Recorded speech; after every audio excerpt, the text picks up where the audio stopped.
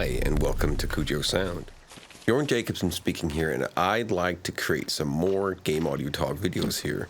As I've found 3 quite similar games, surely they're not the same, but the main setting definitely is. I'm talking about Stranded Deep, Subnautica, and The Forest. And in this video, I'll talk about The Forest. It's the 3rd video in the series about these games, and after this one comes a video where I compare them to one another and discuss their issues. Watch the other 2 if you like. I'd appreciate it. It'd be nice. A quick disclaimer here before we get started. This disclaimer is necessary if you're new to the channel or if you have previously watched the other videos and forgotten the disclaimer. This video will most likely contain spoilers. I'd prefer it didn't, but it's kind of impossible really, or at least show stuff where you can put 2 and 2 together and figure out what's going to happen. Here on Game Audio Talk, I don't mean to point fingers or be rude towards any developer. No, I want to discuss the audio design of the game, how it's made, how it's implemented, how it sounds, what kind of issues comes from the exact approach that they've used, which doesn't. If I find a bug, it's not because I want to shout out to the world that I found a bug in the game. Even if I continuously over and over again show this bug or issue, it is because I want to talk about it. Not because I want to mock any developer or telling them that this is bad. On the other hand, I may have an aesthetic opinion or other sound design related opinions in here, but it is for analysis reasons and not because I want to ridicule anyone or try to show issues and then boast about that I have a solution or answer to anything. 42? No, it's not like that. And yes, there has been people complaining about me saying stuff about their games. So, no, I don't want to point fingers at anyone. Anyway, let's get to it and talk about the game, The Forest, shall we? The Forest, just like the 2 other games in this video series, is a survival game on a deserted island, yet in this case you're up against seemingly human and cannibalistic beings. I guess if they are just human like me, I guess they are cannibals. Anyway, they don't treat people very nicely, so regardless of what they are, they're the enemy. The intro is almost identical to the one in Stranded Deep, which I had a good laugh about in the beginning of the game.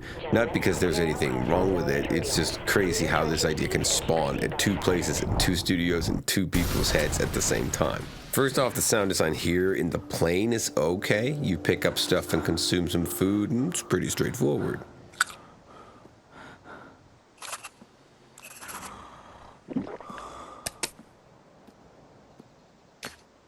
Now, the interesting part of the game and more comparable sound design is once we reach the coast and can go swimming. And the experience is quite different from swimming experiences both Stranded Deep and Subnautica, especially visually, but we're talking about audio design here.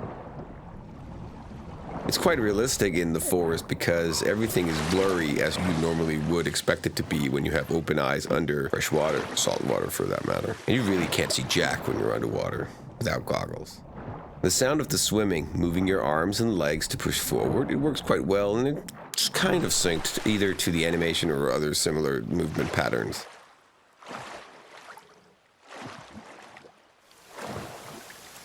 The usual footsteps are good to discuss here because they don't really stand out as anything particularly good or bad, which is good.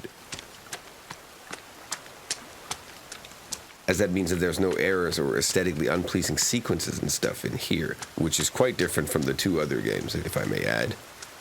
Yet I do notice one thing, which I would like to point out, is that here, after it's been raining, the ground is more wet, and then the footsteps do actually sound more wet. Kind of like a little more humid, a little more soft than before, and that's really nice. That's a very nice detail, especially because that is something that I'm just adding to a game that I'm working on myself, and really trying to figure out how I can make the weather affect the different sounds and how it's going to be.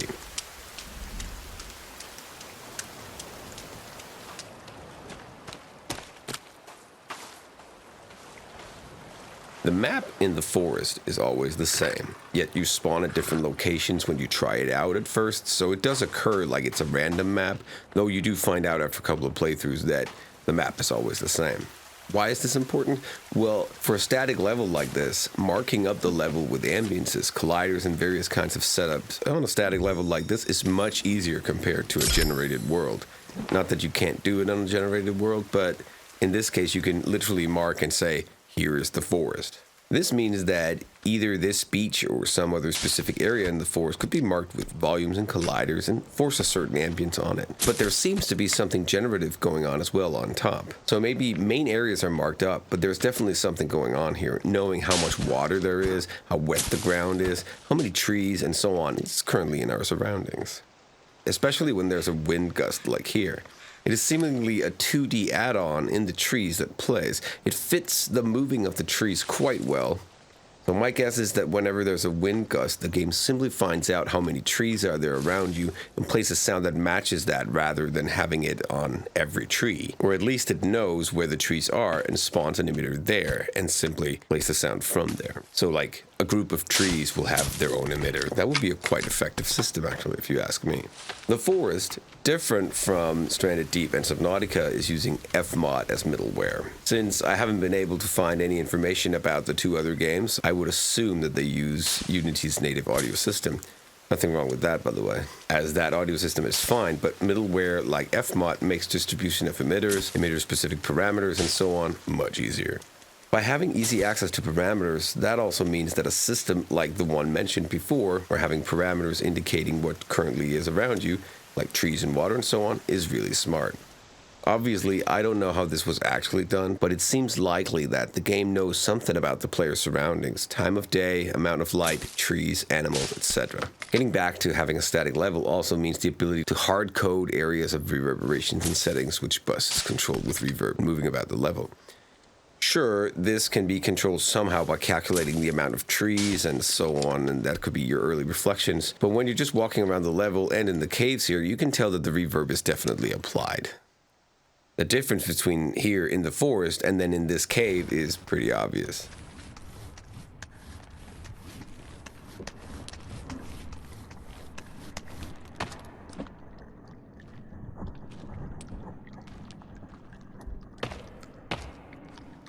But what about when we're in this plane here where we started?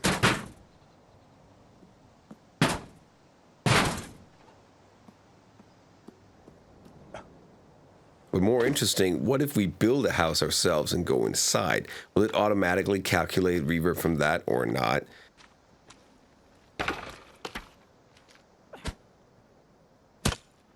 Even in a house set up by the designers, like an NPC house, we don't have any kind of early reflections. Not that it's necessarily needed, it just proves the point that reverb must be hard-coded to other areas of the game and not calculated, else we would have early reflections in buildings like these. And like I just said, that concludes that the reverb is set up in a more generic way. Maybe with some extra calculations on the spot, but really not taking player structures into consideration. An interesting design and technical solution I found here is the log cart, which seemingly has a cone emitter, changing the filter of the sound quite heavily and also seems to be changing what sound we're hearing.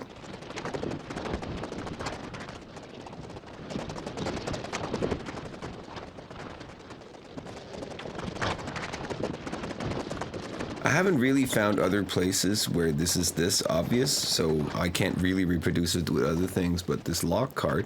But something tells me that they may have used this method on a lot of the sounds in the game, as a way of differing the sounds depending on the perspective of the given item. And perhaps this is the cost of creating a good sound in multiplayer, that it simply sounds like this when you're in single player and you're dragging the cart yourself. I've noticed that a lot of 3D sounds placed in the forest are both sounding good and creating exactly the kind of atmosphere that we want, but we do bump into some places where 100% diegetic sounds that are not masked and totally linked to a moving, plottable item, like this waterfall here. We find that there is no spread on it, meaning that if we get really close to the source, we can pan the camera and the sound will aggressively pan with us. This could easily have been solved by forcing a slight spread increase when really close to the source.